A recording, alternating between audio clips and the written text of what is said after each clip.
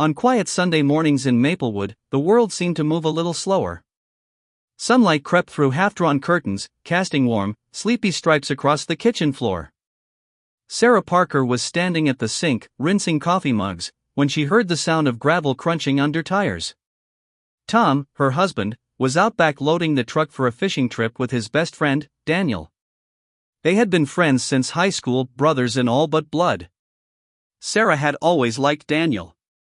He had an easy charm, the kind that made people lean in when he spoke. What Sarah didn't know yet was that in less than a year, her life, her marriage, and her very sense of herself would be unrecognizable. Sarah and Tom had been married for 8 years. They'd built a comfortable life, 2 dogs, a little blue-shuttered house, the same friends they'd known forever. But routine had started to wrap itself around them like a heavy blanket. Tom worked long hours as a contractor. Sarah, a freelance graphic designer, spent more time with her laptop than with people. Daniel, on the other hand, was the kind of man who noticed when someone had changed their hair, or bought a new sweater, or seemed unusually quiet. When Tom would disappear into his projects, Daniel was the one who'd ask Sarah how she was really doing. It started innocently. One rainy afternoon, Tom had to work late and asked Daniel to swing by the house to drop off a set of blueprints. Sarah answered the door in leggings and a worn college sweatshirt, her hair pulled into a messy bun. Daniel handed her the papers, but instead of leaving right away, he lingered. They stood in the doorway, talking about the weather, movies, and a recipe Sarah had tried the night before. When he finally left, she realized she was smiling in a way she hadn't in months. A few days later, she got a text from Daniel, "Hey, how'd that recipe turn out? Thinking I might try it." It was small. Harmless. Or so she told herself. Weeks passed.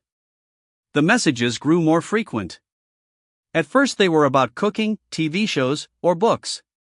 But soon they became more personal, memories from high school, regrets, the quiet ways both of them felt misunderstood. Sarah began to notice details she'd never paid attention to before, the way Daniel's hand brushed against hers when passing a dish, the warmth in his eyes when she laughed, the way he remembered everything she said. One evening, while Tom was out of town for work, Daniel stopped by to check on the house. They sat on the couch watching an old black and white film, their shoulders barely touching. That slight contact felt electric. It happened in early spring. Tom had gone on a weekend hunting trip. Daniel came over to help Sarah fix a leaky faucet. They ended up in the kitchen, water pooled around the sink, both laughing at the failed repair. She turned to grab a towel and nearly bumped into him. He didn't step back. For a moment, neither of them moved. And then he kissed her. The kiss was tentative at first, but then something inside them snapped. It was as if every unspoken thought, every subtle glance, had been leading to this. They didn't make it to the bedroom that night. The kitchen counter would forever hold a different kind of memory. From then on, they existed in a dangerous in-between. In public, Sarah and Daniel acted like nothing had changed. In private, their conversations carried an undercurrent only they could feel. Sarah's phone became a lifeline, every vibration a small jolt of adrenaline. They developed codes in their messages, inside jokes that meant more than the words suggested. But Sarah noticed something else too. With Daniel, she felt alive, seen, wanted. With Tom, she felt the weight of guilt pressing on her every time she met his eyes. Tom wasn't stupid. One evening, as Sarah was washing dishes, he asked casually, "You've been talking to Daniel a lot lately, huh?" She froze, then forced a laugh. "Well, he's your best friend. Comes with the territory, right?" Tom didn't push it, but his tone changed in small ways after that.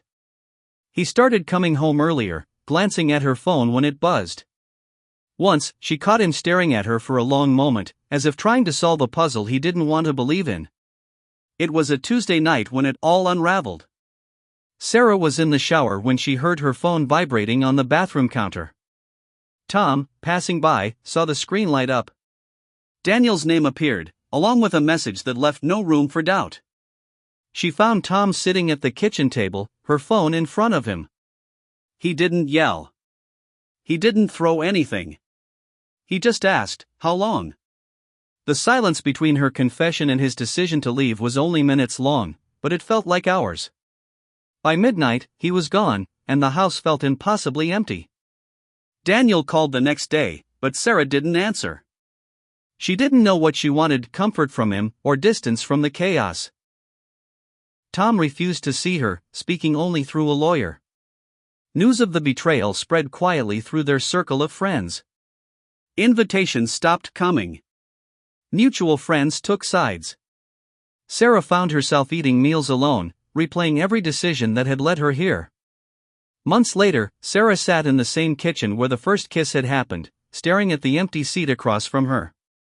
She realized that the affair hadn't been about Daniel, not really.